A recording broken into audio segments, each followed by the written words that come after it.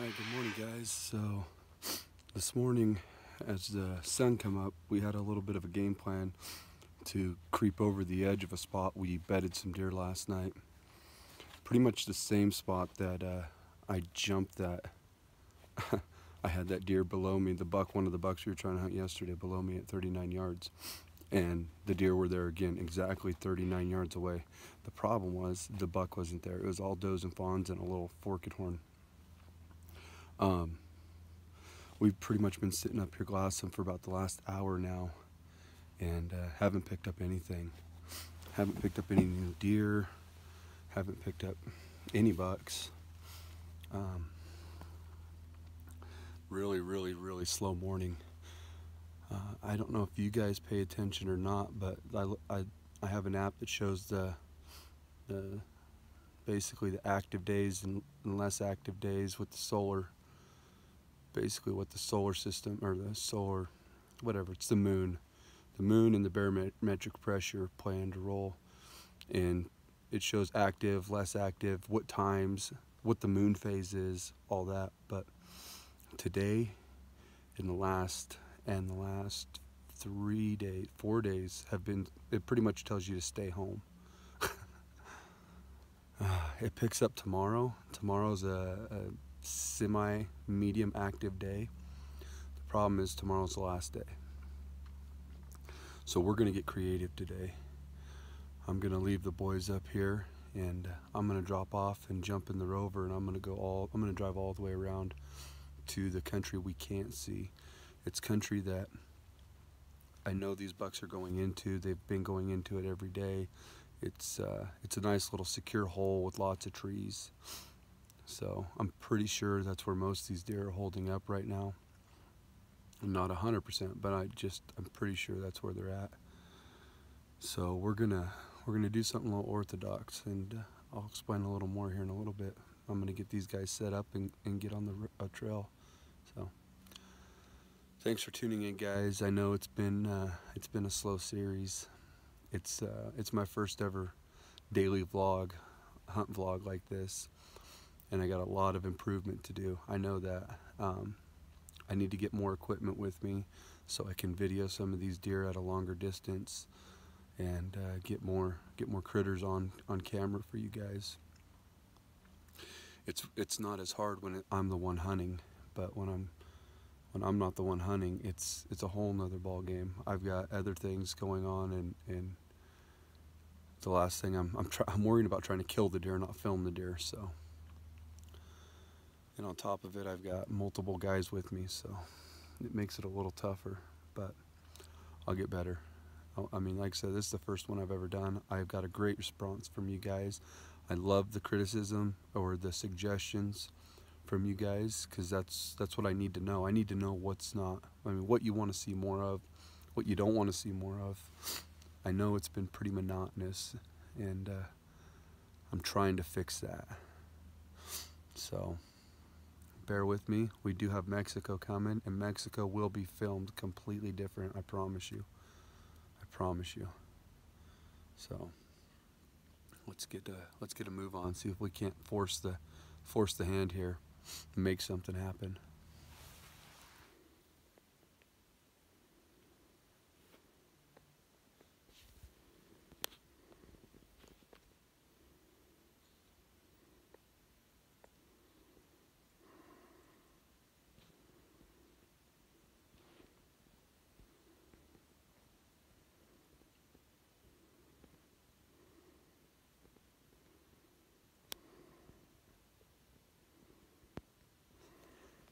Alright guys, so we're set up, the boys are set up, and we're going to do something a little unorthodox, like I was saying.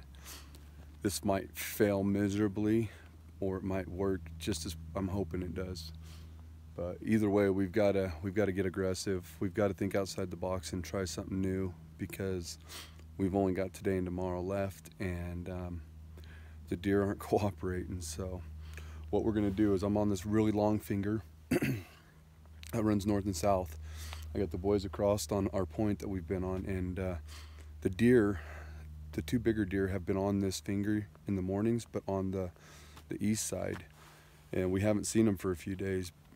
What they usually do is they'll feed over there and come up from the water, and then they'll come up over the top, and there's actually a big canyon that, or not a big canyon, but there's a little draw canyon that comes off of this finger down to another water, and this is all covered in cedar right here. So they're coming up in here and they're bedding. There's feed over here too, so I mean they very easily could be hanging out on this side. So what we're going to do is we're going to loop around right over here, and we're just going to make some noise and just push through all these trees. Take our time, just make sure we zigzag, and hopefully we can push the deer out and over the top so the boys can see them. And then their only job is to watch them and bed them, watch where they go, and then hopefully from there we can plan a stalk. So this is pretty much just get them up and see where they go type deal. That's the plan. Like I said, I know the odds of this are very low, but on top of it too, if we don't try something, it may not happen. So if this works, great, awesome. If it doesn't, it's not like we're in any different position than we already are. So here we go. All right, what's up guys? So I dropped the boys off early on 2 different waters.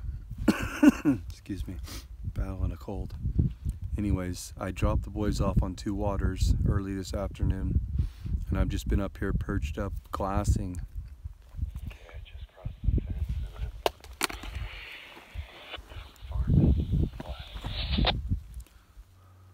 fence. 10-4, I'm gonna look for you. Anyways, I glassed up a buck and I'm gonna try to get Corey in on him. He's in a pretty stalkable spot, but he's got a lot of does with him, so fingers crossed. And man, guys, I apologize. I wish I had a phone scope, but I got a new phone, and this spotter and this whole vlog thing's new to me, so bear with me. Hopefully we'll at least have some video and pictures of this deer when we're done. Man, that was close. He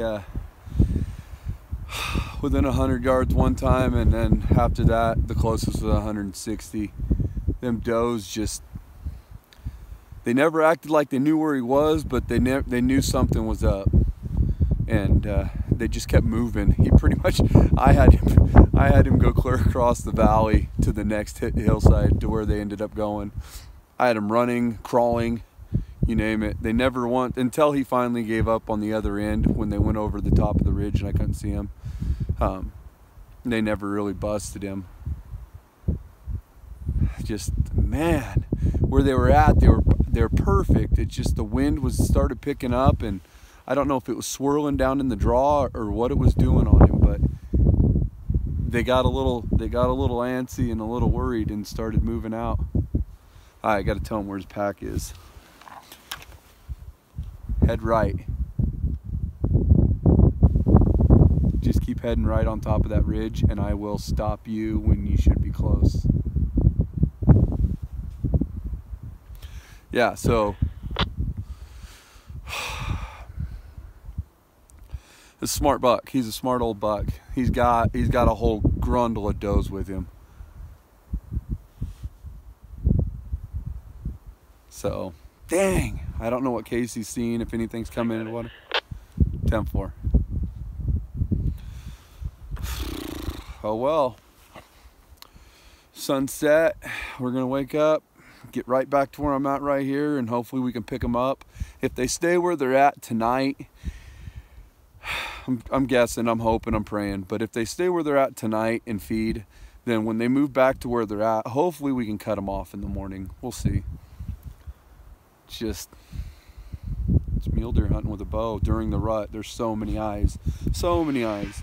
Everybody's like, oh, I want to hunt the rut. Yeah, well, wait till you try to hunt the rut with a bow and you've got 20, 30 does helping him out. He don't even need to pay attention. He's got all them does doing it for him. Man, so close. At least we're getting stalks on. We're not just sitting around trying to find deer. So, see you guys in a bit.